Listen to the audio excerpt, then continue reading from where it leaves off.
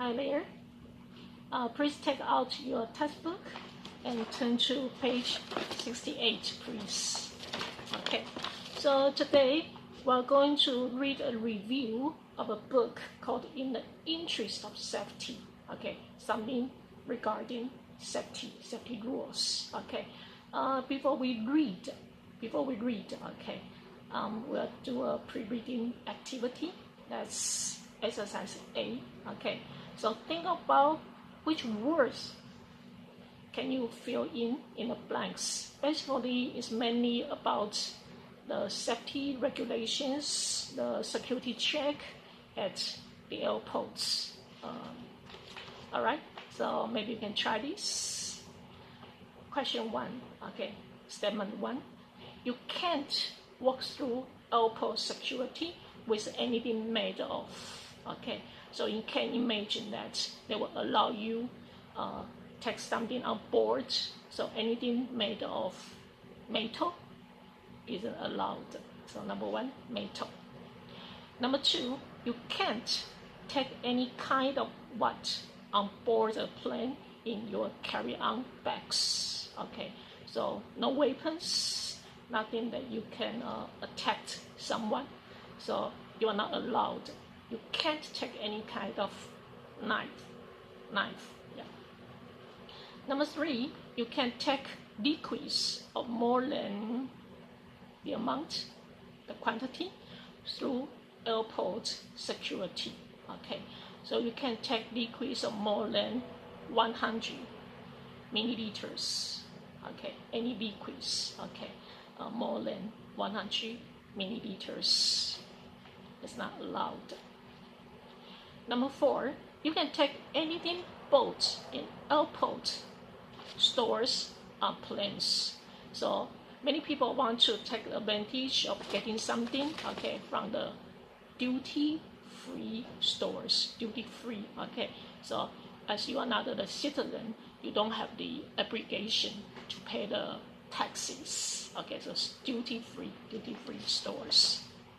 Number 5, you can't take what in some public places, okay, because of different reasons, okay, you just can't take photos. 6, you can use what below 3,048 meters, that's 10,000 feet, okay, on an airplane. So you can use your cell phone. 7, you can drive in all US states when you are 17 years old. Okay, so about the regulations of safety, security check at the airports, I guess if you have taken a flight overseas, you know basically there's a procedures that you follow. First of all, you arrive at the airport, you go to the counter of the airliners to check in, okay, and then you get your boarding pass, and then you may want to check in your luggage, and then of course your luggage will be under some sort of security check too, with the x-rays to see if you carry something like explosives. Yeah. And then on your boarding pass, a pass of course means a permit. Now with the boarding pass, okay, you can board your flight, okay, and the boarding pass will tell you at what time and at which gate, okay. And then after that, you get your passport, your boarding pass, and then you have your carry-on luggage with you, right? Okay, so you have to pass through the security check, okay. So you can see from the top left of our textbook, okay, you can see the photo, okay. It's actually about the description of something we are going to read later. Okay, so they will make you, okay, get your luggage, your carry-on luggage on a conveyor belt, okay, and then you have to walk through, okay, and then you'll be scanned, okay, to check if you have anything made of metal with you, right? Okay, actually, the regulations have become very strict following 9/11 terrorist attack, right? It was about 20 years ago, more than 20 years ago, a little more. Okay, before that, the security check at airports were more relaxed, okay, and then basically, a lot of the security guards there, they were undertrained, okay, and sometimes they just got a contractor, okay, to take charge of everything there, all right. But following the horrible 9/11 attack, the regulations have become so tough, so strict, okay. And then in the past, okay, you didn't have to get to the airport so early, okay. But now they ask you to arrive 2 hours or even 3 hours before your flight time. It was crazy. Okay, and then after you pass through the security check, and then you are allowed to eat something. There are restaurants and there are duty-free shops, so you can buy something there, right? Okay, before, usually you still have some time left, right, before you board on your plane, okay. So because of 9/11 terrorist attack, okay, and then they got very tight, okay, regulations. So people would have to wait at a checkpoint, all right, and very often it's in a long line, okay. They make you take off your watches, your cell phone, your electronic devices, your laptop, etc. Even they ask you to take off your jacket, your shoes even, okay. They think you might hide something, okay, a knife maybe, okay, in your shoes, right? So very tight regulations. Speaking of 9/11 terrorist attack, which happened a little more than 20 years ago, okay, at that time, okay, there was a group of hijackers, okay, actually the Islamic terrorists, okay, and then they took control of the aircraft, and their goal was to crash the planes into very prominent American buildings, okay. And then you know what happened? That the hijackers successfully crashed the planes into World Trade Center, okay. It was famous for the Twin Towers, right? I guess you might have watched the images of what happened that time. It was really, really shocking, really shocking. And now, if you go back to New York City, you went to the old site of the World Trade Center. The tall buildings were no longer there, are not there, okay. Instead, the site was turned into a memorial, yeah. Okay, so following the 9/11, okay, it's actually a group of 19 terrorists. So I guess they selected the date, okay, and then the numbers, I guess purposefully, yeah. The 911 is for emergency call, right, in the USA, okay. And then so there will be a lot of, in the past, as I said, the security check was pretty relaxed, okay. So basically they will check if you carry something explosive, okay. But now like liquids were not allowed, okay. So before the checkpoint, okay, usually, okay, you can keep your bottle, okay, but then you need to pour, okay, out your liquids inside, yeah. Or you may want to drink up your water. But after you pass, okay, you can still use your bottle if there's drinking fountain, okay. Yeah, you can actually fill up water in your drinking bottle and carry that on board.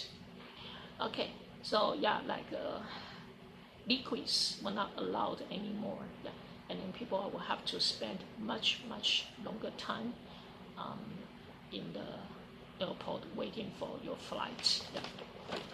All right. So now we can start reading. Okay, the text. Okay, the title is Health and Safety Gone Mad.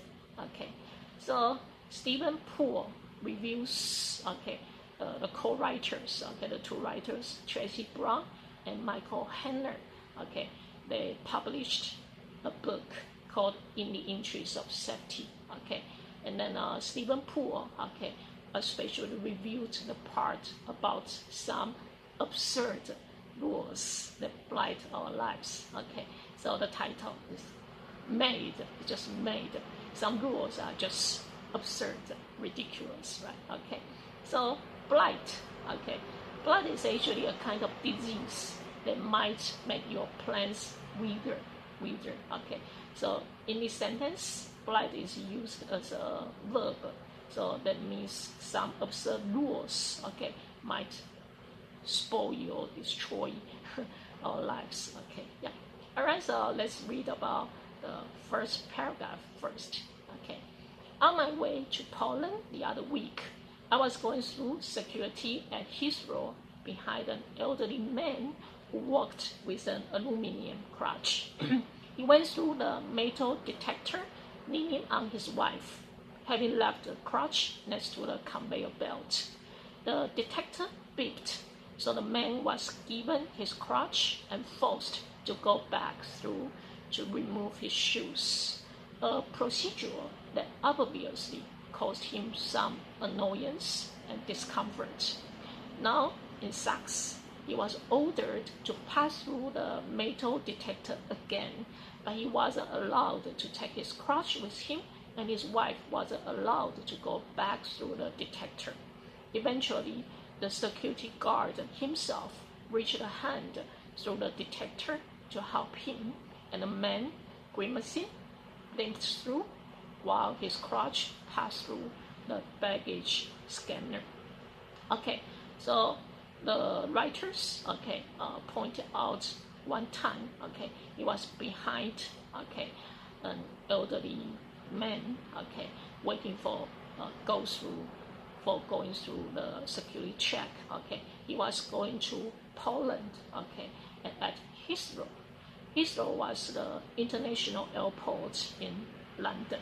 Okay, in London, okay, it's a big city, so there are several international airports actually there, and Heathrow is the busiest one. Okay, so I guess in Heathrow there might be 5 terminals there. Okay, so and then he was waiting behind an older man. Okay, who walked with an aluminum. Okay, so there's a material and then crutch. Okay, if someone who couldn't walk properly, okay, they might need a crutch to help them, to support them, okay, to help them walk, move forward, right? Okay, so the elderly man went through the metal detector. Okay, as I said, that's the process we see. Okay, at the airport is a must. Okay, and then without his crutch, okay, then he had to lean on his wife. Okay, so without the crutch help him move. Okay, so you would have to get the help. Okay, of his wife. So he leaned on his wife because the crutch, okay, was next to him, okay, on the conveyor belt, okay, to be scanned, okay, something dangerous hidden inside, right? Okay, and but then somehow when he passed through the scanner, okay, the detector beeped and made a sound. Okay, so there was something with him that was not allowed, maybe. Okay, so they might detect metal something, right? So he was given his crutch back. Okay, and then he was forced to go back again through the detector again. Okay, yeah. So that happened to many people. Okay, sometimes, okay, for no reason, you already took off your watches, your chains, okay, and then your cell phones, etc., even your keys, okay. But then somehow, okay, if there was a beep, then you will have to do it again, right? Okay. So, and then this time they asked him to move back, okay, and then he had to take off his shoes as well, okay. So this procedure obviously caused him some annoyance. He wouldn't feel very happy, so troublesome, right? I had to walk through the detector again, and then some kind of discomfort, as we know that he was kind of like disabled, right? He needed a crutch to help him walk. Okay. So now, without his shoes, he was in his socks, okay? And then he was ordered to pass through the metal detector again, but he wasn't allowed to take his crutch because his crutch will have to pass the security check to be scanned, all right, on the conveyor belt. And his wife, because she already passed the security check, and then she wasn't allowed to go back. So you can find that the regulations were quite strict and not flexible at all, right? Yeah. So without his crutch, without his wife by his side, okay, it was so difficult for him to walk through, okay. So eventually the security guard himself would have to reach, okay, usually a security person, okay, he would be behind the computer. He would monitor at the computer screen, okay, to check if there's any liquid, something strange, okay, yeah, and then he might ask you to open your bag. So eventually, the security guard himself would have to reach a hand to help him through the detector. And the man, you can see from his face, okay, grimacing, and he limped because he couldn't walk properly, okay, through, and then while his crutch passed through the baggage scanner, okay. So this paragraph is about one instance, and then that happened in the security checkpoint, okay. You can look at the picture, okay, just on the left side, okay. Basically, they described the situation. The wife was helpless, okay, but she would have to wait, okay, for the procedure to go through. Okay, second paragraph. We have all seen such examples of the meaningless security filter at airports. One pilot had his butter knife confiscated just before taking the controls of an enormous metal machine packed with flammable fuel. Liquids over 100 milliliters or 3.4 ounces were banned in carry-on baggage, even though the initial incident, which led to prohibition of liquids, a plot to mix chemicals in a plane's toilet to produce explosives, almost certainly wouldn't have worked. And yet, as Tracy Brown and Michael Hanlon point out in this book, passengers are not only allowed but encouraged to buy and take on board large duty-free bottles of alcoholic spirits, which could easily be turned into Molotov cocktails. Okay, so this is quite normal. Okay, yeah, sometimes you have to be asked to go through the security check again and again. Okay, so we have all seen such examples. And then according to the writer, okay, this security check is basically meaningless. It doesn't make sense at all. And there's a security filter. It's just a show. Okay, it doesn't have the real function. As we can see that the older man, you can see he's pretty vulnerable, right? How would he want to attack somebody, right? Yeah, doesn't make sense at all. But at airports that repeatedly, okay, you can see that again and again. And then, okay, another example. One pilot has his butter knife confiscated. Okay, so pilot is in charge of flying the plane, and then I guess, of course, he was very clear about the rules. Any kind of knife was not allowed, right?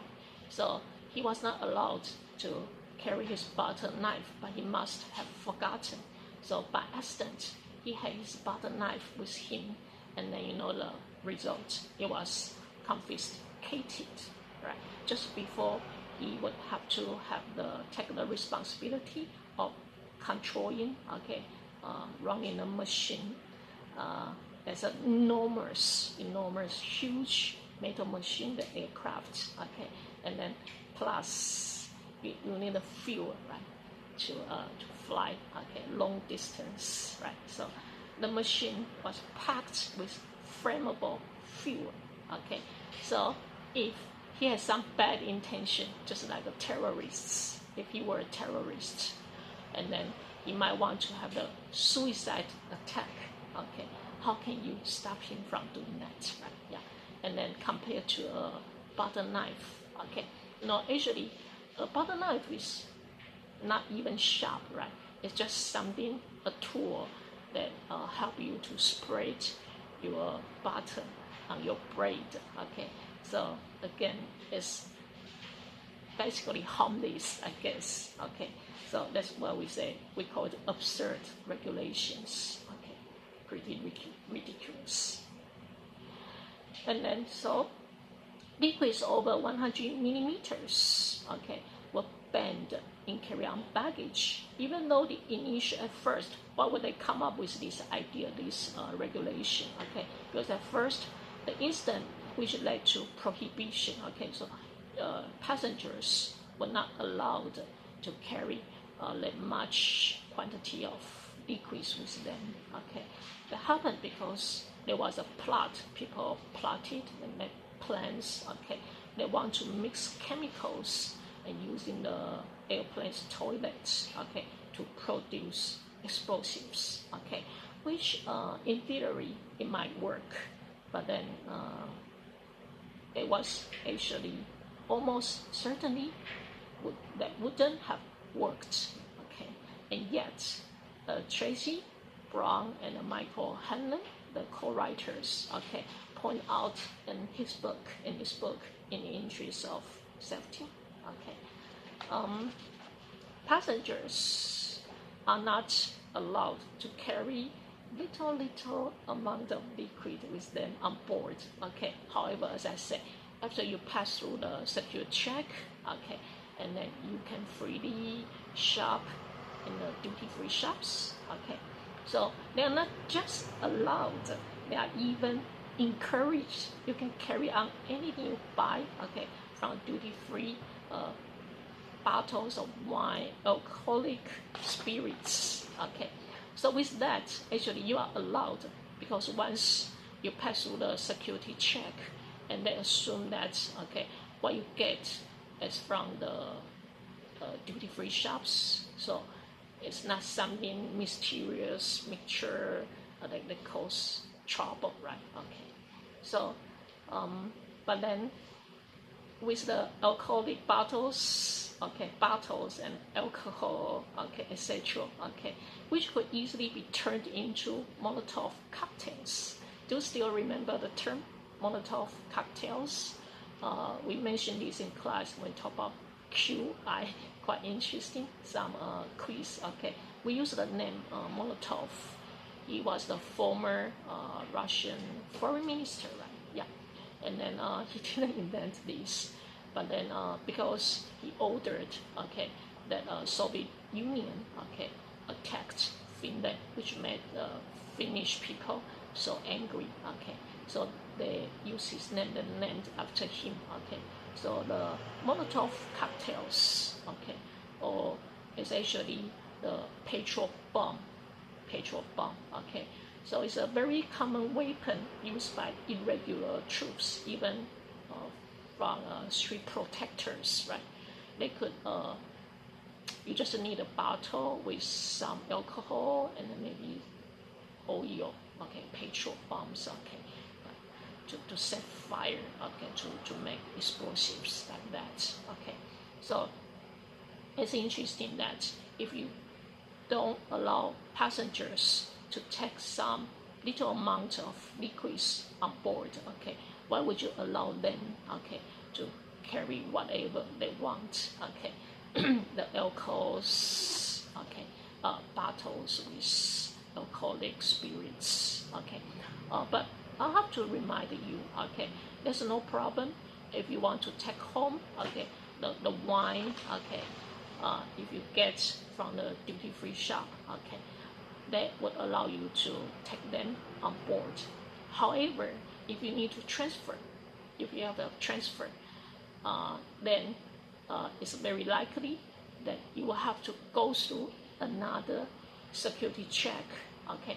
So in case of that, if you still need to transfer, then that means you will have to tell the duty-free, tell the clerks that you have a transfer, so they understand, they know the rules, obviously. So they will just pack your bottles, whatever, it might be the toner, cosmetics, even just water, okay, mineral water, wine, what else, vinegar, okay. You might take it home, then they will just tight sealed, okay, the package, and then with some tape maybe. So obviously, you got them from the duty-free shops, and then there will be no problem at all when you pass the next security check. However, you shouldn't open the container. You should keep it exactly the same way, okay, if you still need to go on the next security check, okay. So I guess that's we have that lengthy of the length of the video, okay. So I guess I'll see you in the next video.